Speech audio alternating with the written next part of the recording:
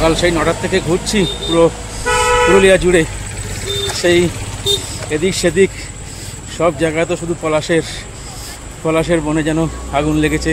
তবে এই ভেটি গ্রামে এসে যেন হৃদয় মন সব যেন সার্থক হয়ে গেল। মনে হলো আজকে যেন প্রকৃতি সব রং যেন এই পলাশ গাছে যেন উজাড় করে দিয়েছে। আমরা যে রং গায়ে মাখছি সেটা তো শরীরে লাগছে, কিন্তু এই যে প্রকৃতির যে রং পলাশের গাছে যে রঙিন হয়ে গেছে সেটা আমাদের শরীর এবং মন সব যেন রাঙিয়ে দিয়েছে। আপনারা যারা রঙিন হতে চান প্রকৃতির রঙে তারা অবশ্যই আসুন এই পুরুলিয়ায় পলাশের রঙে রঙিন হতে। এখনও কিন্তু কিছুদিন থাকবে এই ফুলগুলো, সুতরাং আপনারা যারা দেখেননি চাক্ষুষ উপলব্ধি করুন। এটা কিন্তু কখনো ভিডিও বা ছবিতে উপলব্ধি করা সম্ভব নয়। প্রকৃতির যে রং সেই রং কিন্তু হৃদয় এবং মন উভয়ে কিন্তু রাঙিয়ে যায়। আমরা যে রং খেলি সেটা তো শুধু শরীরে লাগে, কিন্তু যদি মন এবং শরীর রাঙাতে চান তো অবশ্যই পুরুলিয়া আসুন, এই পলাশের রঙে রঙিন হয়ে যান।